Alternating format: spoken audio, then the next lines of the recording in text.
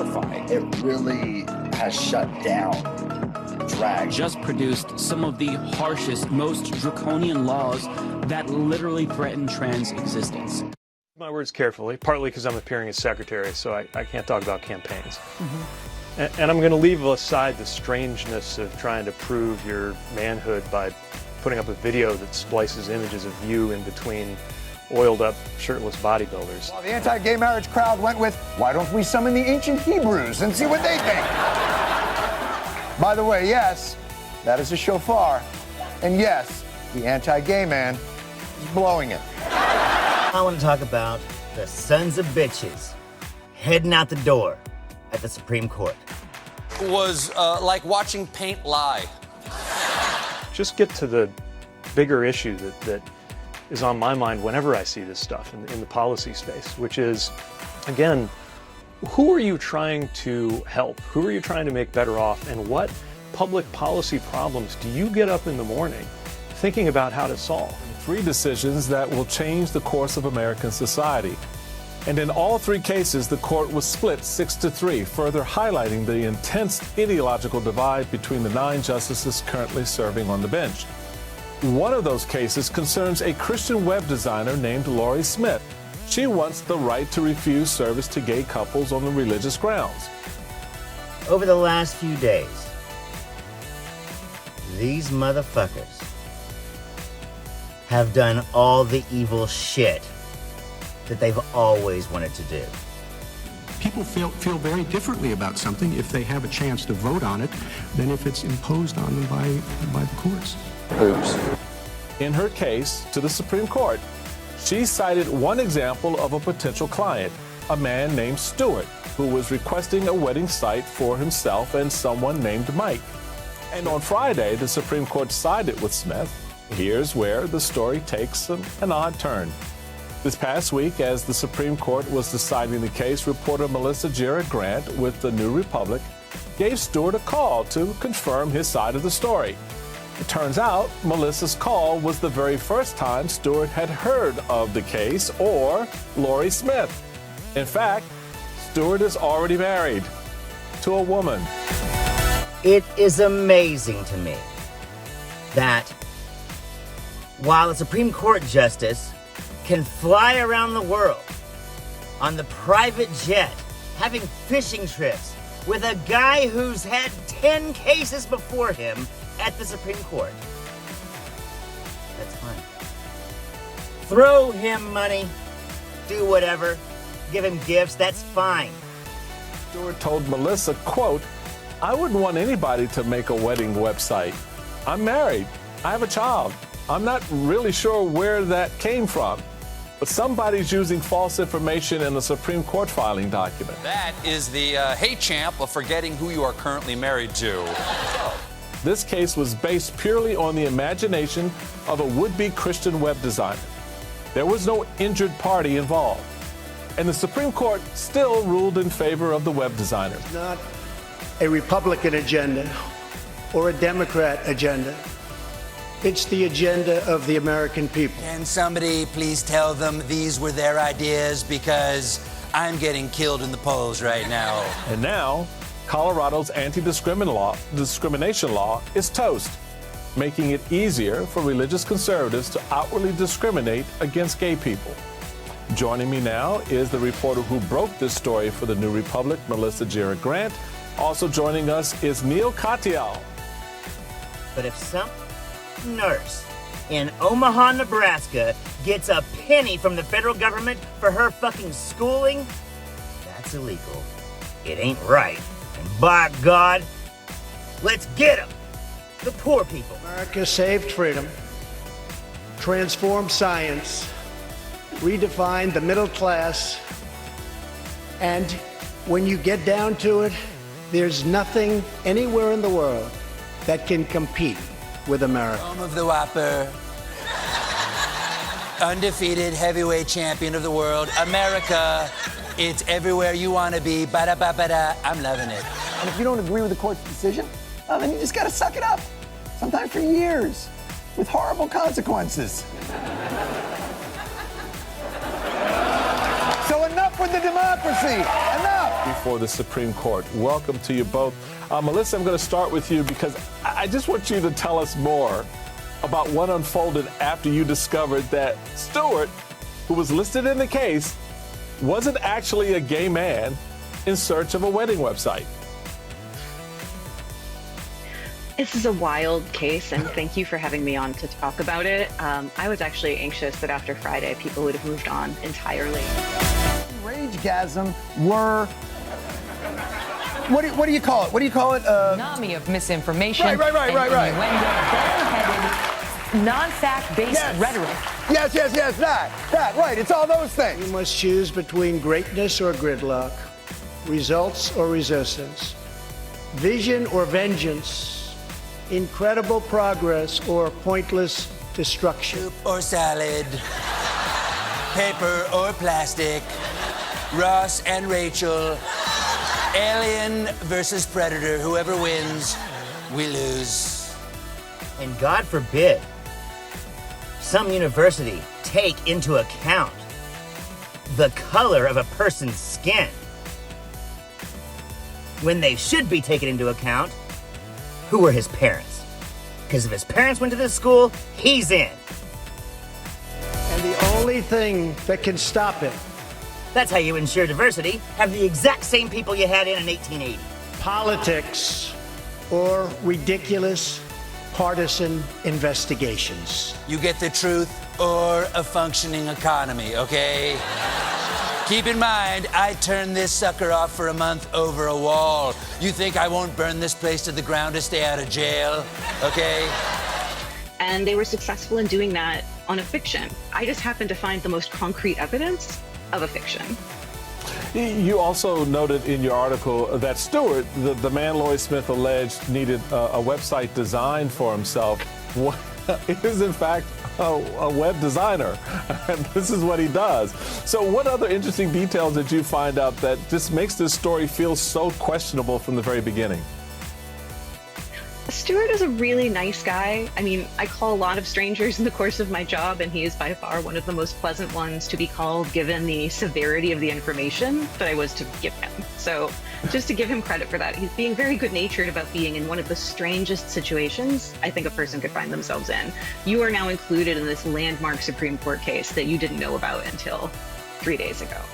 And if you're a gay person and you walk into the wrong business, you're gonna get thrown out. The Supreme Court just ruled that businesses can do whatever they want. If they don't want to serve a gay person, they don't have to. What did the fox say?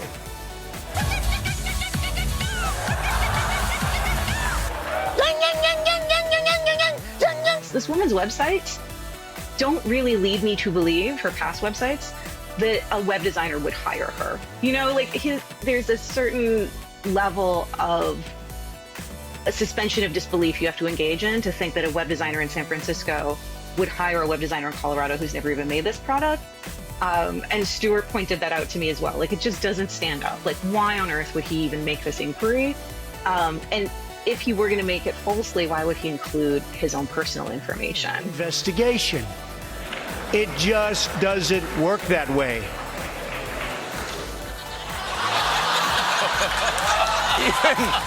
Even the Republicans were like, hey, did he, what? Legalized discrimination against a specific group. Meanwhile, taking away that group's ability to go to college, which I find amazing, considering that yet again, another Republican was happy to walk through a door and then close it behind him. Fucking Clarence Thomas is a piece of shit. He claims that affirmative action actually held him back. Nice try on that argument. The motherfucker's on the Supreme Court. If that's being held back, give me some of that affirmative action. And there's really only one difference between the two phenomena. Systemic racism actually exists. You know, when I called him last week, I fully expected him to say, oh God, yeah, here's another reporter coming to intrude into my life because of this inquiry that somebody fabricated. Because it didn't seem genuine, but I wasn't sure, and that's why I called him. And even before I came across this inquiry in the court filings, The case, as you mentioned, was already built on a fiction. This was an injury that had never happened. This was a person who has never offered this product or service. And this case seems to have been brought by Alliance Defending Freedom, which is a Christian nationalist and anti-LGBTQ law project. They seem to have brought this solely to advance on the arguments they had made in Masterpiece Bake Shop and to create an opening for any anti-discrimination protections for queer and trans people to just be demolished. The same thing as these Republicans who come over here and then immediately don't want to have any other immigration. I know people who actually came here as adults and now think that others should not be allowed to come. Now is the time for Congress to show the world that America is committed to ending illegal immigration and putting the ruthless coyotes out of business. No one knows how to put something out of business like Donald Trump. You can take that to the bank because they are repossessing it in the Chapter 11. It's astonishing to me that a Republican could take such a stance. We built this country on immigration. Otherwise, we would all be Cherokee. What the hell are y'all doing? Working-class Americans are left to pay the price for mass illegal immigration, reduced jobs. But he also knows this. More people are working now than at any time in the history of our country. Both of those things are true if you don't think about it too hard. I don't think about it at all, okay?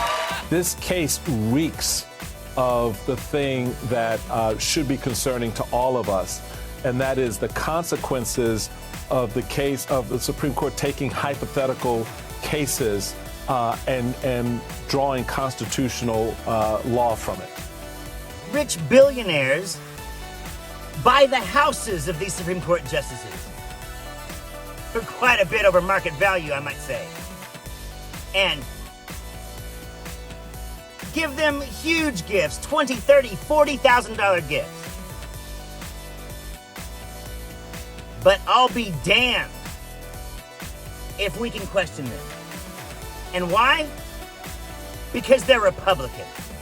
You know, the party of the people. You can't have legislation and investigation.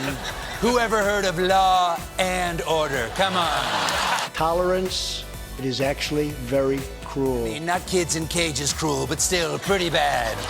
First of all, hats off to Melissa for amazing reporting. This kind of shoe leather, gritty reporting is exactly what we need more of. And so really, it's an amazing story. Second, Michael, you're absolutely right. The U.S. Supreme Court is bound. Our founders in Article 3 said you have to have an actual case or controversy in order to go to the United States Supreme Court and seek relief. Here, it's a fake case, according to the story. The point is, and this is my point ultimately, tolerance is cruelty, war is peace, freedom is slavery, and I weigh 239 pounds. There is no controversy. This person never wanted to be involved in this in any way, shape, or form. So what I think this means is that the Colorado Attorney General should be going back to the United States Supreme Court now. It's a tragedy that they didn't find this information out before, but there is a procedure to seek rehearing and to get this decision stricken from the books. And I think that's what should happen because, as the current Chief Justice John Roberts, is such a stickler for policing the case or controversy requirement, and for the most important of reasons. Otherwise, the U.S. Supreme Court can be drawn into any number of controversies that aren't legal cases, but just, imaginary fights between people, and that's not what the court's about. Instead, they are forced to go to a vodka launch party and tag a porn star. I'm sorry, not on my watch. No, I'm sorry. I meant to say not while anyone is watching me. How is it that a party who has not won an election since I began voting are able to get away with it? It is insane. What will we do with this moment?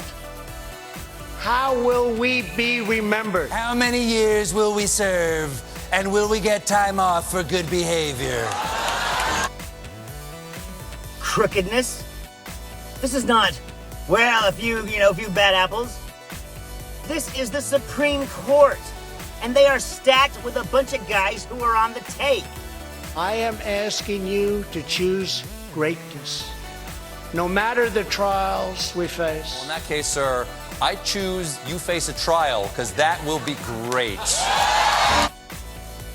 Not like the previous Supreme Courts that expanded our rights, that said that this right is now even bigger, a larger right, a greater right, a more universal right. No, this court takes rights away. We are born free and we will stay free.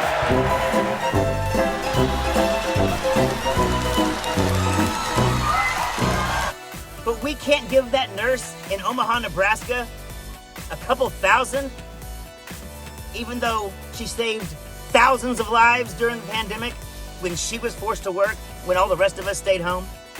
I'm just saying, nice country you got here. Shame something happened to it. This is what you get when you vote Republican. Sorry about this rant. I know it went on too long. But what it lacked in quality, it made up in length. And Senate, do your job. According to the Constitution, you can impeach these fuckers. Subpoena their asses, make them come before you. If they say no, impeach them. I'm Zachariah, Lone Star Liberal. Y'all take it easy.